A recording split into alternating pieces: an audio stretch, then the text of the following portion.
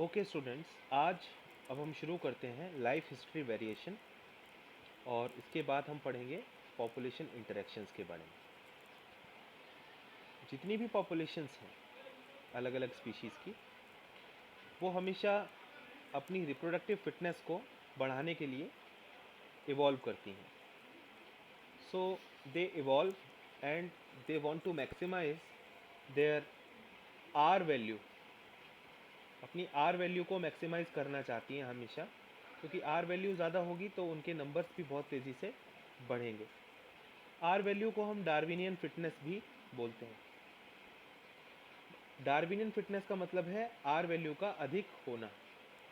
तो फिट वही है जो जिसकी आर वैल्यू ज़्यादा हो, जो ज़्यादा से ज़्यादा तेज़ी से रिप्रोड्यूस करे, और ऐसे में भविष्य में उसके जो कैरेक्टर्स हैं वो तेज़ी से फ्यूचर ऑर्गेनिजम्स के अंदर प्रेजेंट होना शुरू हो जाएं और हम कहें कि इवोल्यूशन हो रहा है।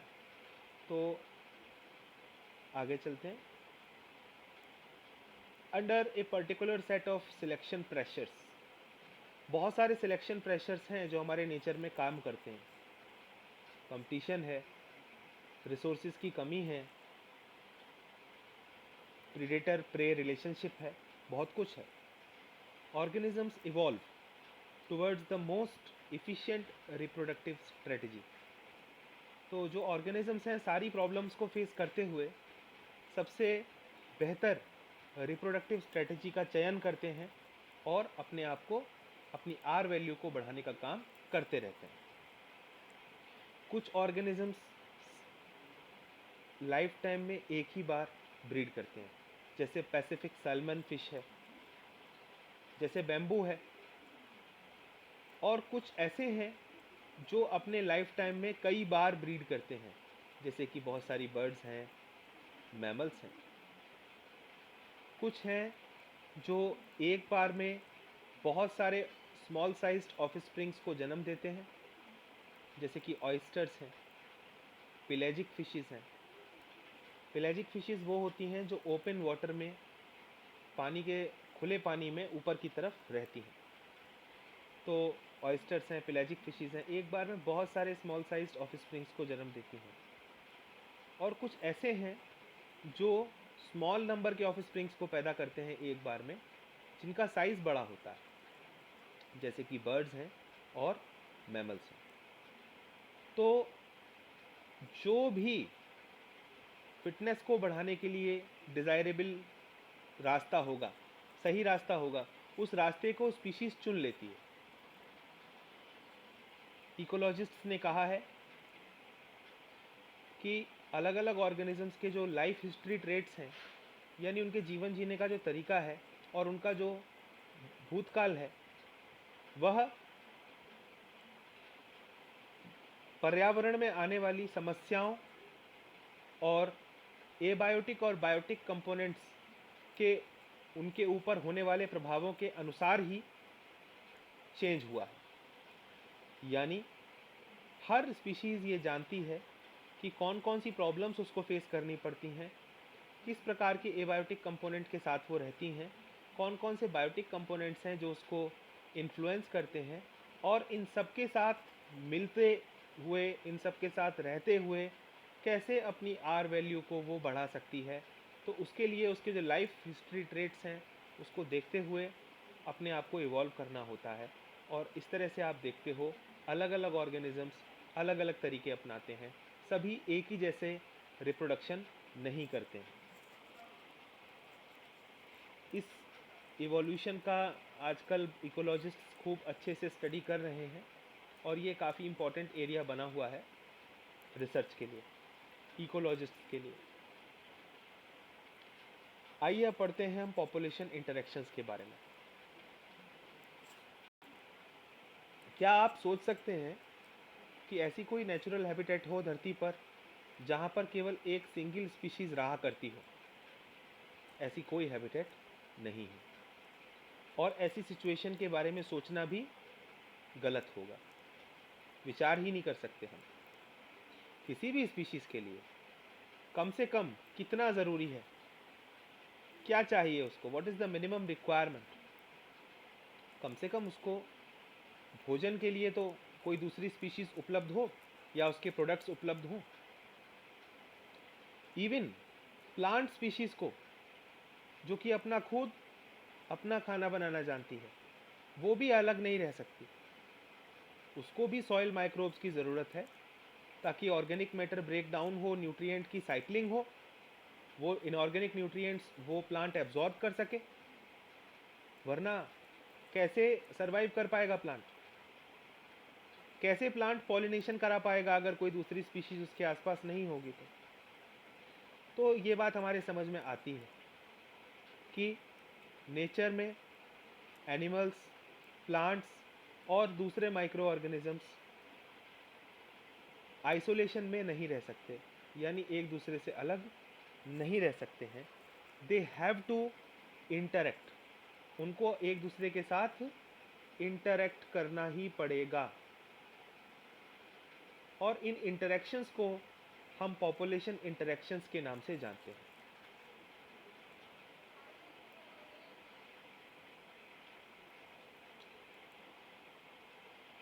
इंटर स्पेसिफिक इंटरेक्शंस अराइज करते हैं जब कोई दो स्पीशीज जो एक दूसरे से अलग हैं वो आपस में इंटरेक्ट करती हैं। Inter specific. और अगर मैं कहूँ इंट्रा स्पेसिफिक, तो इंट्रा स्पेसिफिक का मतलब हो जाएगा स्पीशीज के अंदर ही अगर कंपटीशन हो रहा है तब। और इंटर स्पेसिफिक का मतलब होता है कि दो अलग अलग स्पीशीज का इंटरेक्शन हो रहा है। अब वो किस प्रकार का है वो अभी हम समझते हैं। ये इंटरेक्शंस फ़ायदेमंद भी हो सकते हैं, नुकसानदेह भी हो सकते हैं, और हो सकता है कि कोई फ़ायदा भी ना हो, कोई नुकसान भी ना हो। They could be beneficial, detrimental और न्यूट्रल। अगर हम प्लस का साइन देंगे तो उसका मतलब बेनिफिशियल इंटरेक्शन हो रहा है। अगर हम माइनस का साइन दिखाएंगे तो इसका मतलब है नुकसान हो रहा है, डेट्रीमेंटल इंटरेक्शन है। और अगर हम ज़ीरो का साइन देंगे तो इसका मतलब न्यूट्रल इंटरेक्शन हो रहा है, यानी दोनों में से किसी को भी ना तो फ़ायदा है ना नुकसान है। आइए इस टेबल को देखते हैं। अगर स्पीशीज़ ए और स्पीशीज़ बी इंटरेक्ट कर रही हैं और दोनों को फ़ायदा हो रहा है आपस में, तो हम इसको बोलेंगे म्यूचुअलिज्म। दोनों एक दूसरे को फ़ायदा पहुंचा रही हैं। अगर ए और बी स्पीशीज़ इंटरेक्ट कर रही हैं और एक दूसरे को नुकसान पहुंचा रही हैं, तब इसको बोलेंगे कंपटीशन। अगर उनके इंटरेक्शन से ए को तो फ़ायदा हो रहा है पर बी को नुकसान हो रहा है, जैसा कि एक प्रीडेटर अपने प्रे को खा लेता है, तो प्रे का तो नुकसान है पर प्रीडेटर का फ़ायदा है, इसको बोलेंगे आप प्रीडेशन। अगर इसको दूसरे तरीके से देखा जाए तो पैरासाइट और होस्ट का रिलेशनशिप, जिसमें हम पैरासिटिज्म देखते हैं, जिसमें पैरासाइट होस्ट के साथ अटैच होता है और होस्ट को जान से तो नहीं मारता है लेकिन उसको वीक कर देता है, हार्म करता है। तो इस केस में भी प्लस और माइनस का रिलेशनशिप है, यानी एक स्पीशीज़ को फ़ायदा और एक को नुकसान। लेकिन अंतर क्या है? पैरासिटिज्म में खाता नहीं है वो उसको। अगला केस है कन्वेंशनलिज्म, जिसमें स्पीशीज़ ए को तो फ़ायदा हो रहा है साथ में रहने से, लेकिन स्पीशीज़ बी को ना कोई फ़ायदा है ना कोई नुकसान, वो न्यूट्रल है, उसको कोई फ़र्क नहीं पड़ता। लेकिन एक स्पीशीज़ को दूसरे के साथ रहने से फ़र्क पड़ता है और वो भी positive. That is called as commensalism. And last is amensalism, जिसमें अगर दो स्पीशीज़ इंटरेक्ट करती हैं, एक तो न्यूट्रल रहती है और दूसरे को हार्म होता है, इसका मतलब हो रहा है अमेंशनलिज्म। तो इन्हीं सब इंटरेक्शंस के बारे में हम आगे आने वाले जो समय है उसमें पढ़ेंगे। आइए सबसे पहले हम पढ़ते हैं प्रीडेशन के बारे में। What would happen to all the energy fixed by autotrophic organisms if the community has no animals to eat the plants? क्या होगा अगर प्लांट्स का जो ऑर्गेनिक मैटर उनके पास प्रेजेंट है उसे खाने वाला कोई ना हो, जो भी एनर्जी इन्होंने फिक्स की है वो उन तक ही रह जाए, आप देखेंगे कि नेचर में जो फूड चेन है वो फेल हो जाएगी। तो प्रीडेशन का होना आवश्यक है। प्रीडेशन के कारण ही फूड चेन और फूड वेब एग्जिस्ट करती हैं और एनर्जी का फ्लो होता है। You can think of predation as nature's way of transferring higher trophic levels to higher trophic levels the energy fixed by plants. जो भी एनर्जी प्लांट्स ने फिक्स की है उसको आगे आने वाले हायर ट्रॉफिक लेवल्स तक पहुंचाने का काम प्रीडेशन का है। जब हम प्रीडेटर के बारे में सोचते हैं और प्रे के बारे में सोचते हैं, जैसे कि टाइगर और डियर के बारे में, तो हमारे मन में सबसे पहले प्रीडेशन का ख्याल आता है। हम सोचते हैं कि भाई प्रीडेशन का मतलब यही है कि कोई शेर किसी हिरन को खा रहा है। लेकिन अगर स्पैरो सीड को खा रही है तो स्पैरो भी तो एक प्रीडेटर हुई। तो हर्बीवोर्स भी तो प्रीडेटर हुए। क्या वो प्रीडेटर से अलग हैं हर्बीवोर्स? क्या वो प्लांट को नहीं खाते? In a broad ecological context herbivores are not very different from predators. वो भी प्रीडेटर से बहुत अलग नहीं है। तो besides acting as conduits for transferring energy across the trophic levels, predators also play important roles. Predator energy transfer करने का चैनल बनने के अलावा बहुत सारे और काम करते हैं। वो प्रे की पॉपुलेशन को कंट्रोल में रखते हैं, यानी जिसको वो खाते हैं उसकी पॉपुलेशन को वो हमेशा कंट्रोल में रखते हैं। पर predator but for predators, prey species could achieve very high population densities and cause ecosystem instability.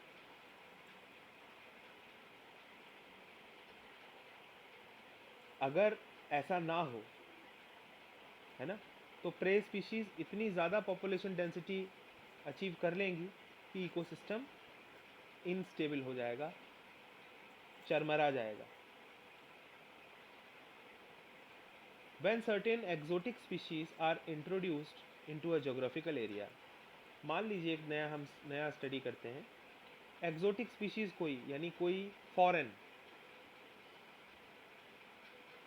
बाहर से आई हुई स्पीशीज़ किसी एक जोग्राफिकल एरिया में लाई जाती है पहली बार, तो वो फैलना स्टार्ट कर देती है, वो इन्वेजिव हो जाती है और बहुत तेज़ी से उस लैंड एरिया को इन्वेड करती है, उसमें फैल जाती है, क्योंकि वहाँ पर उसके नेचुरल प्रीडेटर्स नहीं होते हैं। नेचुरल प्रीडेटर नहीं होने का मतलब क्या है? मतलब जिस स्थान से उसको लाया गया है वहाँ पर तो उसके प्रीडेटर थे, लेकिन जिस नए स्थान पर उसको छोड़ा जा रहा है हो सकता है वहाँ पर उसके प्रीडेटर ना हो। ऐसे केस में उसको फलने फूलने का बहुत ज़्यादा मौका मिल जाएगा। जैसे कि एग्जाम्पल के तौर पर प्रिकली पियर कैक्टस को ऑस्ट्रेलिया में लाया गया 1920 में, और वो वहाँ बहुत तेज़ी से फैलना शुरू हो गया और बहुत सारे हेक्टेयर्स ऑफ रेंज लैंड, यानी जो ऐसे स्थल थे जहाँ पर मानव नहीं रहता था, यहाँ पर इसने फैलना शुरू कर दिया। बहुत सारे स्थान पर ये फैलता चला गया। इस कैक्टस ने बहुत तबाही मचाई, सब जगह ये फैलता चला गया। Finally this invasive cactus was brought under control only after a cactus feeding predator moth from its natural habitat was introduced into the country.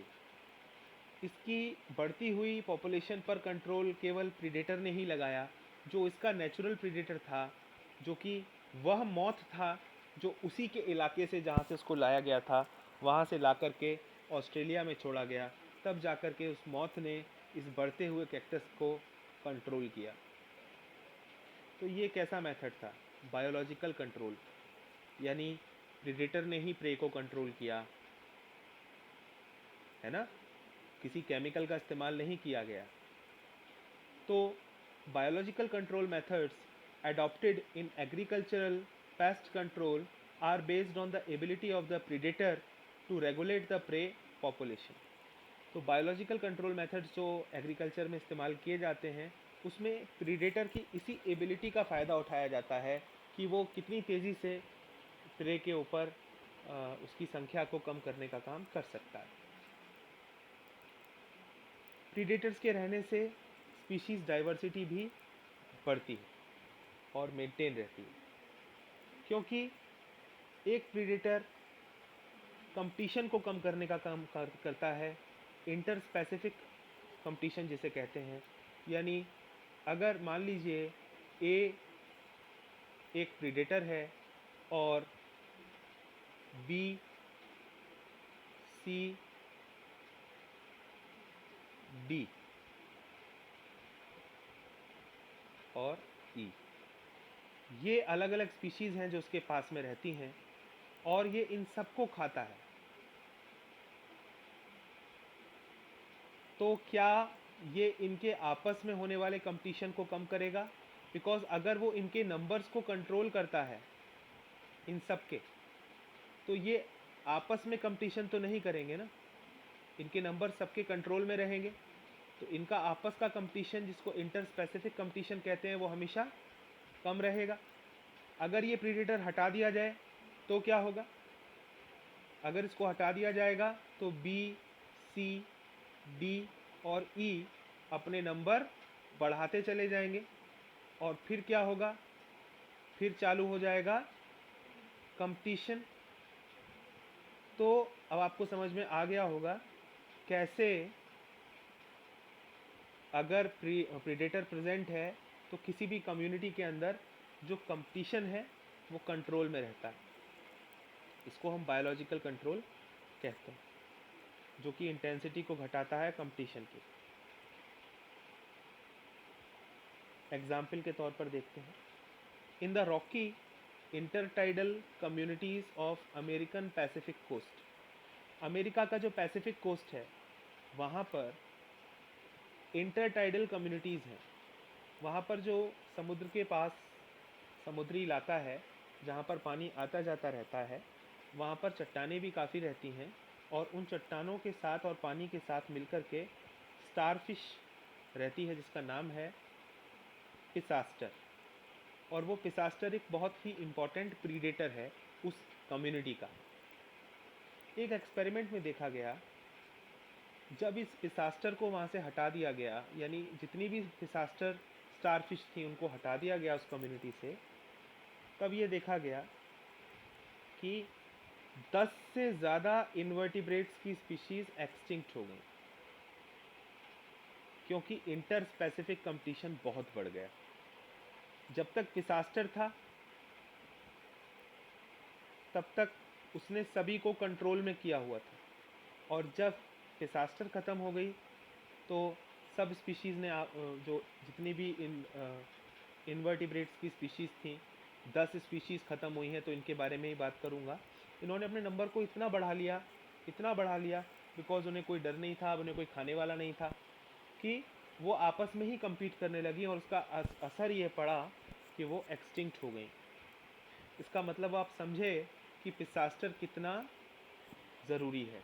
आप हमेशा प्रीडेटर के बारे में ये सोचते होंगे कि अगर ये हट जाए तो स्पीशीज़ के लिए कितना अच्छा होगा, प्रे के लिए कितना बढ़िया होगा, उसे तो खूब अपना रिप्रोडक्शन करने का मौका मिलेगा, अपने नंबर बढ़ाने का मौका मिलेगा, वो आराम से रहेंगे। लेकिन ऐसा है नहीं। देखा आपने अभी इस एग्जाम्पल से कितना बड़ा फ़र्क पड़ता है। तो यहाँ से लेके यहाँ तक कि बड़ा इंपॉर्टेंट एग्जाम्पल है। इससे पहले भी हमने एक एग्जाम्पल पढ़ा था प्रिकली पियर कैक्टस का। तो ये जो एग्जाम्पल्स हैं ये बेहतर हैं और बड़े अच्छे हैं आपको प्रीडेशन का एग्जाम्पल देने के लिए और समझाने के लिए कि इसका इम्पैक्ट क्या पड़ता है नेचर का। आगे चलते हैं।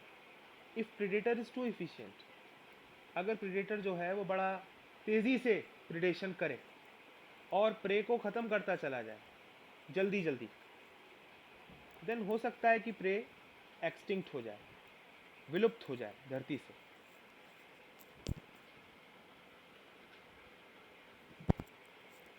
है ना? और इसके बाद प्रीडेटर भी विलुप्त हो जाएगा। बिकॉज उसको खाने को नहीं मिलेगा। तो क्या प्रीडेटर ऐसा करते हैं? आपने देखा है ऐसा कि जो शेर है वो सारे हिरन को मार दे एक बार में ही, उसका मन आ जाए तो? हाँ। या हाइना जो है वो जितने भी उसको अपने प्रे दिखाई दे रहे हैं वहाँ पर, वो सबको खा जाएं, ख़त्म कर दें एक ही रात में। ऐसा क्यों नहीं करते हैं?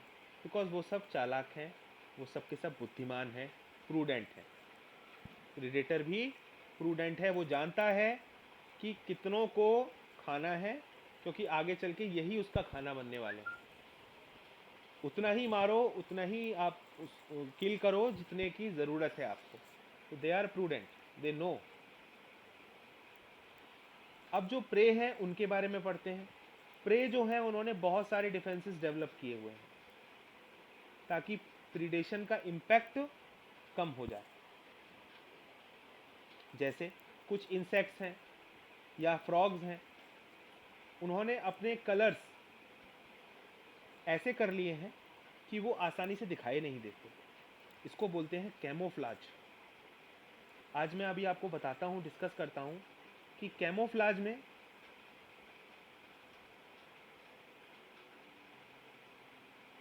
और मिमिक्री में क्या अंतर है। देखिए, कैमोफ्लाज में आप सराउंडिंग्स के साथ मैच करने के लिए अपने कलर को चेंज करते हो या अपने अपीयरेंस को चेंज करते हो। कैमोफ्लाज में किससे मतलब है हमको? सराउंडिंग्स। ओके। और मिमिक्री में हमें मतलब है किसी दूसरे लिविंग बीइंग से। हम किसी दूसरे लिविंग बीइंग की मिमिक्री करते हैं, यानी उसके जैसा बनने की कोशिश करते हैं। हम उसकी बॉडी फीचर्स को अपने जैसा, मतलब उसके जैसे बॉडी फीचर्स को अपना बनाने की कोशिश करते हैं, हम उसकी नकल करते हैं। तो कैमोफ्लाज का मतलब हमेशा आप ध्यान रखिएगा सराउंडिंग्स के साथ है, ठीक है ना? सराउंडिंग्स। तो बहुत सारे ऐसे इंसेक्ट्स हैं और फ्रॉग्स हैं जो क्या करते हैं, सराउंडिंग्स के साथ घुल मिल जाते हैं और उनको पहचानना बड़ा मुश्किल हो जाता है प्रीडेटर के लिए। कुछ ऐसे प्रे होते हैं जो पॉइजनस होते हैं और इसीलिए उनको उन प्रेज को प्रीडेटर छोड़ देता है, कि उनको प्रीडेटर को पता होता है भाई ये तो बहुत जहरीला है, इससे दूर रहो। मोनार्च बटरफ्लाई जो है वो इतनी डिस्टेस्टफुल है कि प्रीडेटर बर्ड जो है उसको खाने से हिचकती हैं। मोनार्च बटरफ्लाई की जो प्रीडेटर कौन है? बर्ड्स हैं। और ये बर्ड्स एक स्पेशल केमिकल जो उसकी बॉडी में प्रेजेंट होता है मोनार्च बटरफ्लाई की बॉडी में, उसके कारण उससे दूर रहती हैं या बहुत ही मजबूरी में उसको खाती हैं, वरना देखो दूर रहने का ही काम करेंगी, बिकॉज वो इतना डिस्टेस्टफुल केमिकल है कि वो प्रे को बचा लेता है। तो बटरफ्लाई ने इस केमिकल को एक्वायर कहाँ से किया? The butterfly acquires this chemical during its caterpillar stage by feeding on poisonous weed. तो जब ये बटरफ्लाई अपने कैटरपिलर स्टेज में थी तब इसने ऐसे डिस्टेस्टफुल केमिकल्स को एक्वायर किया जो उसकी बॉडी में प्रेजेंट रहते हैं उसकी अगली वाली स्टेज में, जिसमें वो एक खाना बन जाती है किसका? बर्ड का। और तब वो बर्ड से अपने आप को बचा सकती है, बिकॉज बर्ड उसे डिस्टेस्टफुल मानती हैं।